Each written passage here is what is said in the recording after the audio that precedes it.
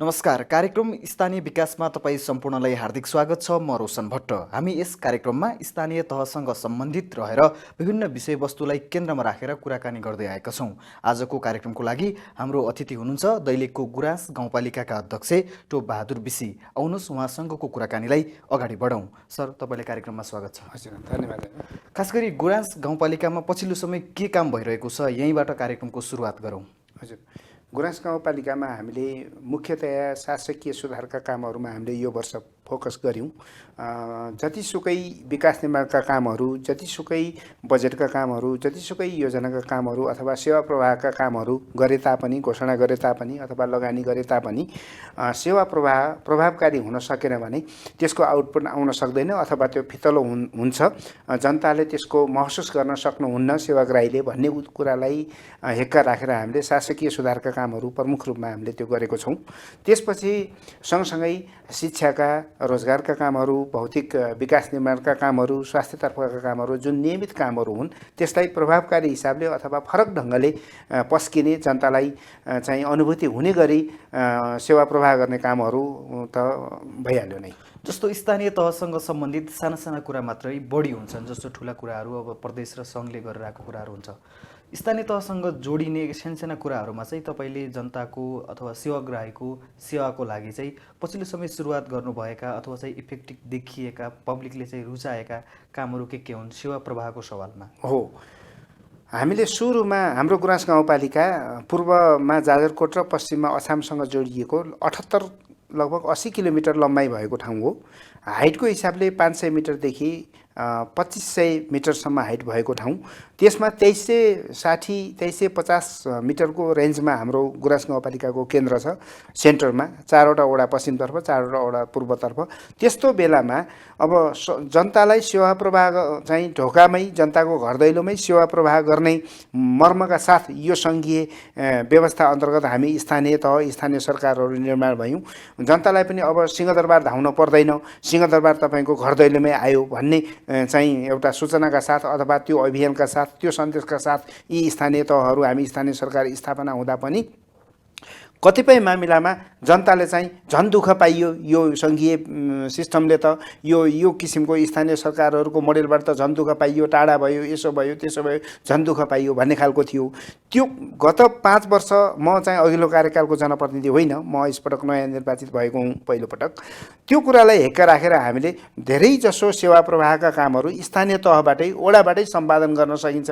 जस्तो बिजुलीका कामहरू, अहिले हामीले सामुदायिक विद्युत चलाएको हुनाले बिजुलीका कामहरू, उहाँलाई सम्झौता गर्ने, जनताकै घरमा नजिकै गएर उपभोक्ता समितिसँग चाहिँ सम्झौता गर्ने कामहरू, अरू विकास निर्माणका कामहरू, छलफलका कामहरू, टोल स्तरबाटै विकास निर्माणका कुराहरूमा उहाँहरूका सुझाव सङ्कलन गर्ने कामहरू, त्यसपछि चाहिँ हाम्रो चाहिँ यो उहाँहरूसँग राय सुझाव सल्लाह लिने सार्वजनिक सुनवाईका कुराहरू, अर्थात् अझ सकिन्छ भने अनलाइन सर्भिसबाटै उहाँहरूको मोबाइलबाटै उहाँहरू अब टेक्नोलोजी प्रयोग गर्ने युवाहरूले उहाँहरूको हातबाटै गर्न सकिन्छ कि भन्ने कुराहरूमा सुधार ल्यायौँ। र अर्को कुरा, खर्चमा स्थानीय सरकार भएका कारणले गर्दा अब प्रदेश सरकारमा त नजोडौँ, तर धेरैको मान्छेको के छ भने खर्च व्यापक भयो भन्ने कुराहरू छ। त्यो खर्च कटौती गर्ने कुराहरू, त्यसपछि व्यतिथि व्यापक भयो, भ्रष्टाचार व्यापक भयो भन्ने कुराहरू, त्यो व्यतिथि घटाउने कुराहरू, भ्रष्टाचार नियन्त्रण गर्ने कुराहरू, अख्तियारमा धेरै कुराहरू जान्छ, त्यसमा अलिकति कन्ट्रोल गर्ने कुराहरू, जनतालाई चाहिँ कमभन्दा कम खर्चमा उहाँहरूले तिरेको राजस्वलाई सदुपयोग गर्ने कुराहरू, यी कुराहरूमा हामीले अलि प्रभावकारी हिसाबले काम गर्न सकिन्छ भन्ने कुराहरूमा गऱ्यौँ। र वडा कार्यालयहरू जस्तो भन्दा पहिले 4वटा मात्रै चाहिँ गाउँपालिकाका वडा कार्यालयहरू गाउँपालिकामा बनेका थिए। अहिले म आएपछि 4वटा वडाहरू, अरू थप 1 वर्षमा हामीले वडा कार्यालयहरू 3टा सम्पन्न नै भयो। एउटा अब यो असारसम्म अन्तिम चाहिँ सकिने चरणमा छ भने अब सेवा प्रवाह गर्ने मुख्य कार्यालय बनेको थिएन। हामी घर भाडामा थियौँ, टिनको घर, त्यो 2360 मिटरको उचाइमा तपाईँ कल्पना गर्नुहोस्। यो काठमाडौँको चन्द्रागिरी जस्तो हावा लाग्ने चिसो ठाउँमा हाम्रो कार्यालय थियो। त्यसलाई सुविधा सम्पन्न बनाउने, सेवा मैत्री बनाउने कर्मचारी मैत्री बनाउने कुराहरू थियो।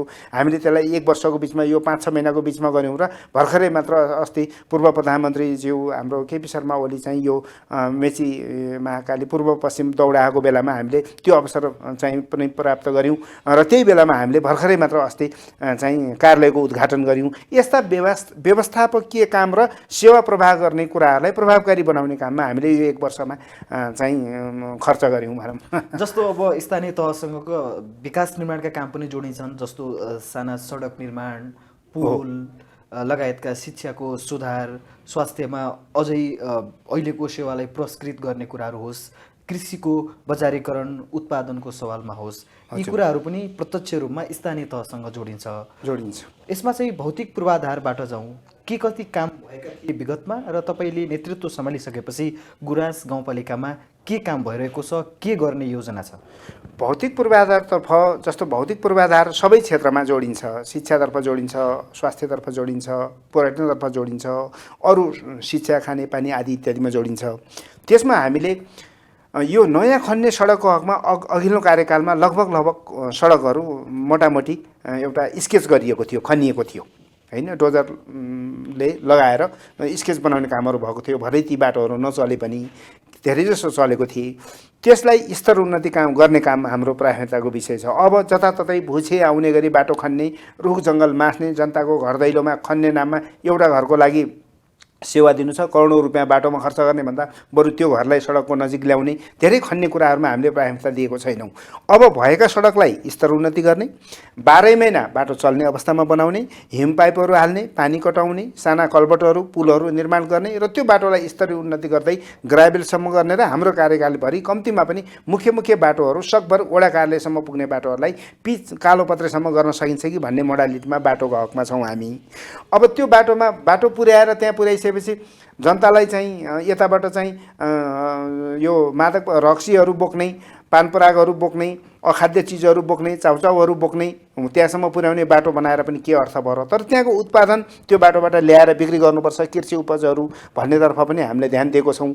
यदि त्यसो गर्ने ठाउँहरूलाई जुन ठाउँमा उत्पादन बढी हुन्छ जनताको, त्यहाँ जहाँ आम्दानी हुन्छ, उत्पादन हुन्छ, ती बाटोहरूलाई पहिलो प्राथमिकतामा हामीले राखेको छौँ। त्यसो गर्दाखेरि त्यहाँ अहिले हामीले बाटो बनाइदिँदाखेरि कृषि उत्पादनहरू पनि भएको छन्, राम्रै भएको छन्।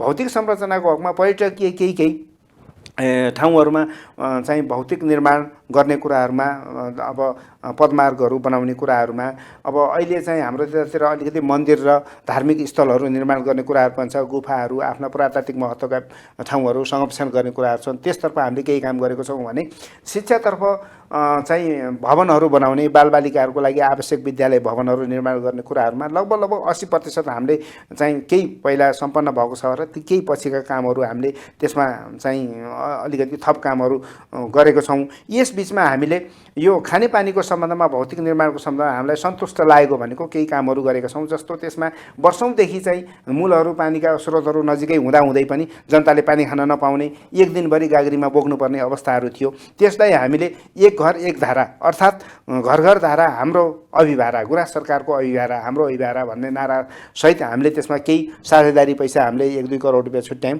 र त्यसमा हाम्रो केही सहयोगी सङ्घ संस्थाहरूले पनि त्यसमा सहयोग गर्नुभएको छ।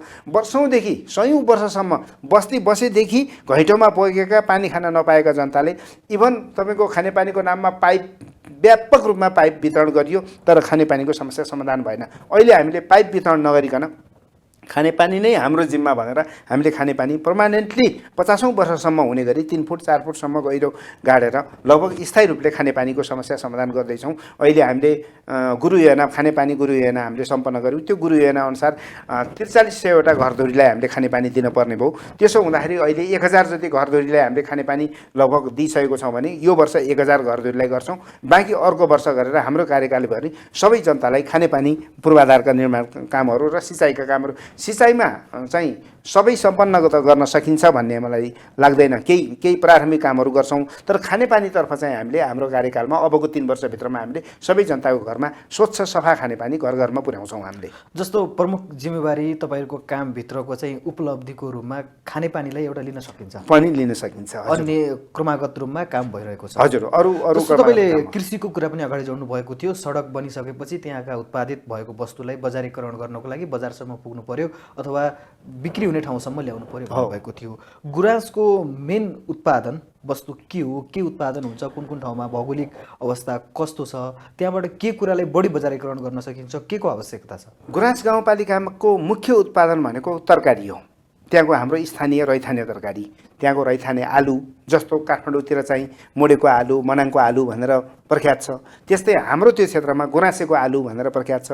गुराँसेको काउली, गुराँसेको टमाटर, गुराँसेको केरौ, गुराँसेको चाहिँ यो फलफुलहरू, यी सबै कुरा गुराँसे भन्ने बित्तिकै एउटा गुराँस गाउँपालिका तरकारीको लागि पकेट क्षेत्रको रूपमा पकेट क्षेत्रको प्रदेश सरकारले पनि तरकारीको पकेट क्षेत्र, कृषिको पकेट क्षेत्र भनेर घोषणा गरेको छ र त्यहाँको किसानहरूले पनि त्यो स्वीकार गरेको कुरा हो र हामीले पनि स्वीकार गरेको कुरा के हो भने हाम्रो त्यहाँको मुख्य उत्पादन कृषि उपजहरू हो। कृषि उत्पादनहरूमा मुख्य चाहिँ तरकारी हो, दोस्रोमा चाहिँ अब खाद्यान्न हो, तेस्रोमा चाहिँ यो पशुजन्य दुग्धजन्य उत्पादन हो, चौथोमा चाहिँ फलफुलहरू हो। फलफुल कुरालाई अलिक उत्पादनको दायरा बढाउन सकेर दर बढाउन उत्पादनको दायरा बढाउने कुरा हो। उत्पादन बढाएर मात्रै हामीलाई भएको छैन, हामीलाई उचित मार्केट चाहिएको छ, बजार चाहिएको छ। त्यसको लागि अलिकति यो कस्तो रहेछ भने त्यो शब्द मैले प्रयोग गरौँ कि नगरौँ, यो अब बिचौलिया भन्ने चाहिँ शब्द प्रख्यात रहेछ। त्यसमा व्यवसायीहरूलाई बिचौलिया भन्न त राम्रो होइन। व्यवसायीको पनि आफ्नो एउटा लगाव हुन्छ, आफ्नो पेस्टिज हुन्छ, व्यवसायको पनि आफ्नो एउटा मर्यादा हुन्छ। तर त्यसलाई बिचौलिया तरिकाले यता तपाईँको उपभोक्ताले पनि सस्तोमा नपाउने, किसानले पनि उचित मूल्य नपाउने, अनि बिचमा चाहिँ होइन त्यो मूल्य चाहिँ चुहावट हुने अथवा त्यसको अलिकति त्यो सिस्टमिक हुन नसकेको अवस्था भएको। हजुर, केही निश्चित अस्वाभाविक फाइदा लुकाएर लिने भएको हुनाले त्यसलाई अलिक गलत ढङ्गले व्याख्या गरिएको होला। त्यो कुराबाट मुक्त गरेर सिधै बजार हामीले सुर्खेत, नेपालगञ्ज अथवा अझ इन्डियासम्म, जस्तो अस्ति हाम्रो टमाटरहरू इन्डिया गयो होइन, त्यस्तै इन्डियासम्म पठाउने अथवा यहाँ काठमाडौँसम्म चाहिँ पठाउने। अझ त्योभन्दा पनि केही उत्पादनहरू चाहिँ मुख्य उत्पादनहरू जस्तो ओखरहरू छ हामीसँग, त्यसपछि टिमुरहरू छ हामीसँग, वनजन्य उत्पादनहरू छ, जडीबुटीहरू छ, त्यस्ता कतिपय। त्यसपछि हाम्रो त्यहाँको असला माछा छ, असला माछालाई ब्रान्डेड गरेर लिन सकिन्छ, गुराँसको जुस बनाउन सकिन्छ। यस्ता कुराहरूलाई विदेशसम्मको बजार खोज्ने र केहीलाई अलिकति राजधानीसम्म पुर्याउने हाम्रो लागि चुनौती छ। त्यो गर्न सक्यौँ र राम्रो मूल्य प्राप्त गर्न सक्यौँ भने हाम्रो त्यहाँको उत्पादनले त्यहाँका जनताहरू आत्मनिर्भर हुने अवस्था चाहिँ छ। जस्तो जलविद्युतको सवालमा गुराँसको कुराकानी गर्दाखेरि, गुराँस गाउँपालिकाको कुराकानी गर्दाखेरि विभिन्न ठाउँमा कर्णाली प्रदेशभित्र पनि जस्तो जलविद्युत आयोजनाहरू समुदाय स्तरबाट सञ्चालनमा छन्। अब केही संस्थाहरूले पनि सहयोग गरेको सुन्नमा देख्नमा पाइन्छ। तपाईँको स्थानीय तहको हकमा चाहिँ के छ अवस्था? हामीले विद्युतको हकमा सम्भावना चाहिँ छ। हामीसँग एउटा त्यहाँ निजी स्तरबाट लगानी भएको सङ्घ संस्था, यस्तै निजी स्तरबाट रारा हाइड्रो त्यहाँ चाहिँ पुरा हुन सकेको छैन। त्यो पनि केही विवादमा त छ, त यद्यपि रारा हाइड्रो त्यहाँ सुरु भएको छ। अर्को पिरेखोला हाइड्रो हामीसँग सानो 33 मेगावाट, 30 किलोवाट मेगावाट यस्तै 33 किलोवाटको हामीसँग चाहिँ पिरेखोला हाइड्रो छ। त्यहाँ त्यो सामुदायिक स्तरबाटै सञ्चालित छ। तर हामीले पहिले त्यसबाट चाहिँ त्यो पिरेखोलाबाट चाहिँ एउटा वडाको आधा भाग जति विद्युत चाहिँ उहाँले दिनुभएको थियो। तर अहिले हामीले नेपाल विद्युत प्राधिकरणसँग मिलेर सामुदायिक विद्युत अन्तर्गत हामीले चाहिँ सम्पूर्ण गाउँपालिकाभरि लगभग 80% विद्युतीकरण भएको छ। 80% विद्युत हाम्रो सामुदायिकको छ र 90% काम सम्पन्न भएको छ, 10% बाँकी छ। हामीले अहिले विद्युत प्राधिकरणसँगबाट खरिद गरेर सामुदायिक विद्युत जनतालाई सेवा दिएको छौँ।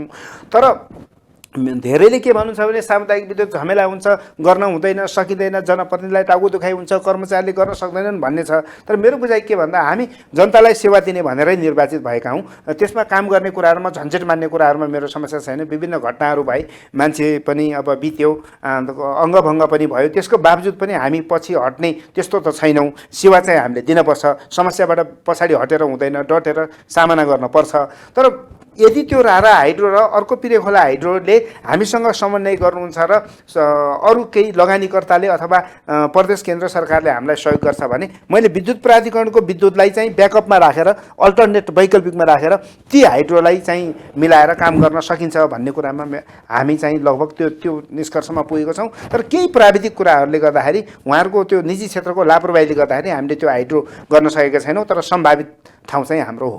आशा गरौँ छिट्टै सम्भव होस्। त्यो सम्भव होस्। उहाँले चाहनुभयो र अलिकति केही फ्लेक्सिबल भइदिनु भयो र हामीलाई कतैबाट सहयोग मिल्यो भने हामी त्यो काम गर्न तयार छौँ। जस्तो स्वास्थ्यको कुरा गरौँ, अब कर्णालीमा स्वास्थ्यको निकै समस्या छ भन्ने कुरा आम सञ्चारले पनि पटक पटक उठाइरहेको हुन्छ, सुन्नमा आउँछ, केही समाचारहरू पनि आइरहेका हुन्छन्। खास गरी गुराँसको सवालमा स्वास्थ्य क्षेत्रमा चाहिँ खास गरी प्राथमिक उपचारदेखि लिएर स्थानीय तहले सक्ने जति उपचार गाउँपालिकाबाटै प्रभाव गरिरहेको छ कि त्यहाँको बिरामीले अथवा सामान्य बिरामीले अझ बाहिर जिल्ला जानुपर्ने अथवा चाहिँ काठमाडौँ आउनुपर्ने, भारतका केही सहरहरूमा उपचारको लागि जानुपर्ने बाध्यता अब ठुलो रोगको लागि त अभियसली छ नै, सानोतिनोको लागि के छ? तपाईँहरूले स्वास्थ्य क्षेत्रमा के काम गरिरहनुहुन्छ? अब अलिकति ठुलो समस्याको लागि त जो हाम्रो काबुमा हुँदैन त्यो चाहिँ अब सुर्खेत प्रदेश अस्पताल लगायत अहिले प्रदेश अस्पताल स्थापना हुँदाखेरि सुर्खेतमा अलिकति केही स्वास्थ्य उहरू बढ्दाखेरि हामीलाई केही राहत त मिलेको छ। त्यो पहिलेको जस्तो सबै इन्डिया जानुपर्ने अथवा काठमाडौँ ताक्नुपर्ने, लखनऊ दौड्नुपर्ने त्यो त छैन। तैपनि अझै केही चाहिँ जानुहुन्छ स्वास्थ्य त्यो रोगको प्रकृति हेरेर। तर गुराँस गाउँ अब कर्णालीमा समग्रमा स्वास्थ्यको समस्या हो, केही अब स्वास्थ्य सेवा सरकारले उपलब्ध गराउन नसकेर होला, केही आफ्नो बुझाइमा पनि होला। तुलनात्मक हिसाबले आफ्नो स्वास्थ्यप्रति कन्सियस हुने कुराहरूमा पनि त कर्णालीमा हामी यहाँ केही समस्या होला, त्यो अलग पाटो भयो। तर गुराँसको हकमा चाहिँ अहिले हामीले त्यहाँको जनतालाई चाहिँ एम्बुलेन्स हामीसँग 2वटा छ। एउटा अहिले दुर्घटनामा पर्यो पुरानो एम्बुलेन्स, तर अर्को खरिद प्रक्रियामा छ। एम्बुलेन्स सेवा हामीले गरेको छौँ। त्यसको सँगसँगै 8वटा वडामा 6वटा स्वास्थ्य चौकी हुँदा 4वटा 10वटा चलाएको छौँ। 4वटा हामीले आफ्नो स्रोतबाट चलाएको छौँ। गाउँपालिकाको आफ्नो स्रोतबाट स्वास्थ्य कर्मीदेखि लिएर सबै स्वास्थ्य हामीले आफ्नो स्रोतबाट चलाएको छौँ। त्यो चाहिँ नपुगेको ठाउँमा हामीले थप स्वास्थ्य चौकीहरू, बर्थिङ सेन्टरहरू हामीले धेरै आफ्नोबाट चलाएको छौँ। त्यति मात्र नभएर एउटा स्वास्थ्य हस्पिटल चाहिँ हामीले 500 को हस्पिटल एमबिबिएस डाक्टरसहित हामीले ल्याब सेवासहित सम्पूर्ण भिडियो एक्सरे सेवासहित हामीले त्यो सञ्चालन गरेको छौँ। आज मात्र म अहिले तपाईँहरूको आउनुभन्दा अगाडि एउटा queue system, easy queue system बिरामीहरूको व्यवस्थापन गर्नको लागि एउटा त्यो सिस्टम लिनुपर्ने थियो, उहाँहरूबाट त्यो आफैले रिसिभ गरेर लिएको छु। त्यो अब स्वास्थ्य क्षेत्रको अब ज्येष्ठ नागरिकहरू उहाँहरू उभिराख्नलाई समस्या हुने भएपछि उहाँहरूलाई इजी क्यू सिस्टम राखिदिउँ भनेर हामीले त्यो गरिरहेको छौँ। हामीले एमबिबिएस डाक्टर राखेको छौँ र सँगसँगै आयुर्वेदलाई पनि मैले त्यसलाई अब हामीसँग 1500 को अस्पताल बन्दैछ। यो अगाडि 2-3 वर्ष अगाडि हाम्रो पूर्व प्रधानमन्त्री केपी ओली हुँदाखेरि उहाँले उद्घाटन गरेको हस्पिटलमध्ये एउटा हाम्रो पनि हो। त्यो 1500 को अस्पताल देशैभर हो, त्योमध्ये एउटा हाम्रो पनि परेको छ। कतिपय कोल्याप्स भयो समयमा काम गर्न नसकेर, हामी कहाँ पनि समस्या आएको थियो, त्यसलाई हामीले त्यो समस्या समाधान गऱ्यौँ र अहिले त्यो बन्दैछ। अब त्यो 500 को अस्पताललाई हामीले आयुर्वेद अस्पताल बनाउने र 1500 को अस्पतालबाट एलोपेथिक उपचारहरू दिने गरेर लगभग बेसिक स्वास्थ्य सुविधाको लागि, आधारभूत स्वास्थ्यको लागि गुराँस गाउँपालिकाबाट अन्यत्र जानुपर्ने अवस्था छैन। हामीले त घुम्ती शिविर मार्फत गरेर कहिलेकाहीँ गर्भवतीहरूलाई, कहिले बालबालिकाहरूलाई, कहिले ज्येष्ठ नागरिकहरूलाई, कहिले विभिन्न ढङ्गले हामीले घुम्ती शिविर सञ्चालन गरेर भए पनि स्वास्थ्य सेवा उपलब्ध गराएका छौँ। तर यद्यपि जनताको अपेक्षा अनुसार सबै कुराहरू एकदम पर्फेक्ट छ, केही पनि समस्या छैन, उहाँहरूको गुनासो छैन भन्न त सकिँदैन। तर तुलनात्मक हिसाबले हामीले चाहिँ प्रोभाइड गरेको छौँ। जस्तो अहिलेसम्म गरिरहेका कामहरू उल्लेख गर्नुभयो, अब हामीले केही निकाल्ने कुरा पनि गऱ्यौँ। आगामी दिनमा के प्लान छ तपाईँको? जस्तो स्थानीय तहलाई अझ समृद्ध बनाउनको लागि, विशेष गरी स्थानीय तहसँग सम्बन्ध भएका पब्लिकहरूको इच्छा अनुसार भनौँ अथवा उहाँहरूको अपेक्षा अनुसार, अपेक्षा सबै 100 को 100% पुरा नहोला, नभए पनि अपेक्षा अनुसार के कस्तो काम गर्ने योजनामा हुनुहुन्छ? सँगसँगै स्थानीय तहसँग जोडिने सेवाग्राहीले चाहिँ अहिले तपाईँको सेवा, तपाईँको नेतृत्वमा रहेको स्थानीय तहले प्रवाह गरेको सेवालाई लिएर के प्रतिक्रिया दिनुहुन्छ? कतिको सन्तुष्ट हुनुहुन्छ? हामीले जुन स्पिडमा काम गरौँला भनेको थियौँ, त्यो स्पिडको बाधक केही कुरा हामीलाई नै बुझ्न टाइम लाग्यो होला, त्यो पनि बाधक हो। कर्मचारी तन्त्र स्लो छ, जनप्रतिनिधिको स्पिडमा काम गर्नलाई अझै पर्फेक्ट भइसकेका छैन। अब त्यसो भन्दाखेरि उहाँलाई दोष दिए जस्तो हुन्छ, तर भएकै कुरा हो। त्यो बाधक छ। र जनताको बुझाइ विकास त गर्ने होइन खाने हो भन्ने कर्णालीतिर भन्छन् भन्ने सुन्छ। त्यस्तै अब पहिला चाहिँ यसरी गरे, अब हामीले पनि यो चाहिँ हामीले पनि केही अवसर पाउनुपर्छ होइन भन्ने खालको जुन त्यो बुझाइ छ। होइन, त्यो काम गर्ने अवसर हो, यो आफ्नो गाउँठाउँ बढाउने अवसर हो भन्दा पनि भाग पाउने अवसर हो भन्ने खालको कहीँ कतै त्यस्ता मानसिकताहरू हाम्रो लागि बाधक छन्। तर हामी के कुरामा सन्तुष्ट छौँ भने हामीले अहिले जे पवित्र मनका साथ जति कामहरू गरेका छौँ, आधारभूत कामहरू, त्यसले पछि जुन सकारात्मक परिणाम ल्याउने छ त्यो समय पर्खनुपर्छ। त्यो जग जुन बसाल्दैछौँ हामीले, केही व्यवस्थापकीय सिस्टमका कामहरूलाई स्थापित गर्दैछौँ, त्यो कुरामा हामी सन्तुष्ट छौँ। यद्यपि 1 वर्षमा जति काम गरौँला, 1.5 वर्षमा जति काम गरौँला भन्ने सोचिएको थियो, अझै त्यति गर्ने कुराहरूमा अलि हामीलाई चाहिँ यो स्पिड जुन गतिमा जाउँला भनेको थियो त्यो पुगेको छैन। तर अहिले प्रारम्भिक कुराहरूमा केही आधारभूत कुराहरू तयार भइसक्दाखेरि, बेस बनाइसक्दाखेरि अब हामीले स्पिड बढाउँछौँ, त्यसमा त हामी सन्तुष्ट छौँ। अब जनता अब हामीले 3.5 वर्षको कार्यकाल पुरा गर्दै गर्दा 3.5 पनि उताको 6 महिना नजोडौँ, 3 वर्षको कार्यकाल पुरा गर्दा रोजगारीको क्षेत्रमा यसरी टेबलमा बसेर लेख्ने कुरा मात्रै रोजगार होइन। बिहान हाजिर लगाएर कार्यालयमा चाहिँ काम गर्ने कुरा अफिसियल काम मात्रै रोजगार होइन कि। रोजगार भनेको आयमूलक कामहरू, स्वावलम्बी कामहरू, आफू आत्मनिर्भर हुने कामहरू, सबै कामहरू हुन्। ती कामहरूलाई सम्मान गर्नुपर्छ भन्ने मात्रै हाम्रो जनताले बुझिदिनु भयो भने, हाम्रो सेवक राईले बुझिदिनु भयो भने प्रत्येक घर चाहिँ एक घर एक रोजगार, कुनै पनि हिसाबले हामीले सबै घरलाई रोजगारमूलक चाहिँ स्वावलम्बी घरहरू, आत्मनिर्भर घरहरू अथवा रोजगार प्राप्त भएका घरहरू हामी घोषणा गर्छौँ। पूर्ण रोजगार घोषणा गर्छौँ। पूर्ण साक्षर र लगभग पूर्ण शिक्षाबाट वञ्चित नभएको पालिका त हाम्रो छ नै। स्वास्थ्यको क्षेत्रमा कोही पनि, जस्तो मैले त्यसमा बिमासँग टाइअप गर्न खोजेको छु। यदि बिमासँग राम्रो बिमा प्याकेज मिल्यो भने नेपाल सरकारको बिमा त अलि प्रभावकारी भएको छैन, तर निजी क्षेत्रसम्म पनि जोडिएर गऱ्यौँ भने कोही पनि केही भवितव्य पर्दा, केही पर्दा पैसा नभएकै कारणले गर्दा मर्न नपरोस् भनेर हामीले स्वास्थ्य क्षेत्रसँग पनि हामीले केही बिमाका कुराहरू जोड्न खोजेको छौँ। कुनै पनि नागरिकले, मेरो गुराँस गाउँपालिकाको नागरिकले थोरै पैसा नभएकै कारणले गर्दा, समयमा उपचार नभएकै कारणले गर्दा मर्न नपरोस् र भोलि बिहान म केही भइहाल्यो भने छोरा विदेश छ, अर्को छ, छोराले हेरेन, छोरीले हेरेन, कसरी चाहिँ गर्ने होला, मेरो केही छैन, आम्दानी केही छैन, म उपचार नपाएर मर्न पर्ने हो कि भन्ने चिन्ताबाट मुक्त गराउने मेरो इच्छा छ। अनि शिक्षाको क्षेत्रमा त्यहाँ अब व्यावसायिक शिक्षा, प्रयोगात्मक शिक्षा, उहाँहरूले प्रत्येकले अब यो रट्ने, पढ्ने, कण्ठ गर्ने, घोक्ने मात्र नभएर चाहिँ सिपमूलक शिक्षामा उहाँहरूलाई बिस्तारै लगाउँ र प्रत्येक नागरिकले चाहिँ 10-12 पास, प्रत्येक हाम्रा बालबालिकाहरूले 10-12 पास गरिसकेपछि एउटा न एउटा चाहिँ काम जानेर निस्कनु भयो भने रोजगारी पनि हुन्छ र त्यो उपलब्धिमूलक पनि हुन्छ। शिक्षातर्फ त्यो हामीले चाहिँ सोचेको छौँ र हाम्रो त्यो क्षेत्र पर्यटकीय क्षेत्र हो। पर्यटकीय क्षेत्र भएको हुनाले मेचीदेखि महाकालीसम्म, इभन देश विदेशसम्म पनि नेपालमा गइसकेपछि चाहिँ लुम्बिनीतिर जानुपर्छ या नेपालगञ्जतिर जानुपर्छ या सुर्खेतसम्म पुग्नुपर्छ, सुर्खेत वीरेन्द्रनगर पुगिसकेपछि एकचोटि गुराँसे चाहिँ पुग्नुपर्छ भनेर जसरी चाहिँ भेडेटार, त्यसपछि गएर चन्द्रागिरी, जसरी चाहिँ मान्छेहरूले अहिले दिमागमा क्लिक भएको छ, त्यसरी प्रत्येकको दिमागमा गुराँस गाउँपालिका अर्थात् गुराँसेमा एकचोटि पुग्नुपर्छ भनेर प्रत्येक मान्छेको मनमा गुराँसलाई स्थापित गराइदिने मेरो इच्छा छ। त्यो चाहिँ मैले गराउँछु। जस्तो हामी कार्यक्रमको अन्तिमतिर पनि आइसकेका छौँ। अन्तिममा एउटा प्रश्न तपाईँलाई, खास गरी स्थानीय तहमा नेतृत्व गरिरहेकाहरूले कतिपयले होइन काम गर्न एकदम सजिलो छ भन्नुहुन्छ, कतिपयले होइन गाह्रो छ भन्नुहुन्छ। तपाईँ चाहिँ के भन्नुहुन्छ? स्थानीय तहको नेतृत्व लिएर काम गरिरहँदाखेरि साह्रो गाह्रो के हुँदो रहेछ? म त यो राज्य संरचनामा यो फेडरल सिस्टममा अहिले जुन स्थानीय तहको निर्माण बनायो, यो जुन विज्ञ व्यक्तिहरू जसले बनाउनु भयो, जुन नेताहरूले यो बनाउनु भयो, उहाँलाई म सेल्युट गर्न चाहन्छु। आफ्नो ठाउँ, आफ्नो गाउँ आफै बनाउने, आफ्नो ठाउँ आफै बनाउने राज्य संरचनामा, राजनीतिक संरचनामा योभन्दा ठुलो अवसर न पहिले प्राप्त भएको थियो, न सायद पछि प्राप्त हुन्छ। एक अर्को कुरा, जो हामी जनप्रतिनिधि छौँ, हामी जनप्रतिनिधि यो सिस्टमले यस्तो ब्रिलियन्ट, यस्तो क्वालिफाइड खोजेको छ, जो पाए त्यही यसमा जनप्रतिनिधिहरू हचुवाको भरमा, जात जोडिएको कारणले गर्दा, भेग जोडिएको कारणले गर्दा, नाता भएको कारणले गर्दाखेरि मात्रै होइन, क्यापेबल जनप्रतिनिधि खोजेको छ यसले। त्यस्तो चाहिन्छ र उहाँहरूले काम गर्न सक्नुभयो र काम गर्न इच्छाशक्ति हुनेको लागि यो ठुलो अवसर हो र केही गाह्रो छैन। राम्रो काम, असल नियतका साथ, असल उसका साथ काम गर्नलाई केही गाह्रो छैन। म चाहिँ हजुरले भन्नुभयो कसैले सजिलो छ भन्नुहुन्छ, कसैले गाह्रो छ भनेर भन्नुभयो, म चाहिँ अत्यन्त सजिलो छ। यो अवसर सजिलो ढङ्गले चाहिँ यो प्रयोग गर्नुपर्छ, यसमा केही पनि गाह्रो छैन। सजिलो ढङ्गले लिनुपर्छ, केही गाह्रो साह्रो आयो भने पनि त्यसलाई अप्ठ्यारो मान्न हुँदैन, सजिलो ढङ्गले लिनुपर्छ भन्ने जनप्रतिनिधि हुँ र मेरो लागि त्यस्तो गाह्रो पनि छैन, सजिलो छ। हस्, कार्यक्रममा आइदिनु भयो, समय दिनुभयो, तपाईँलाई धेरै धेरै धन्यवाद। हस्, धन्यवाद। हस्त दर्शकबिन, आजलाई कार्यक्रम स्थानीय विकासको अङ्क यति नै। अर्को श्रृङ्खलामा हामी पुनः उपस्थित हुनेछौँ। आजलाई हामी सबै बिदा चाहन्छौँ। नमस्कार।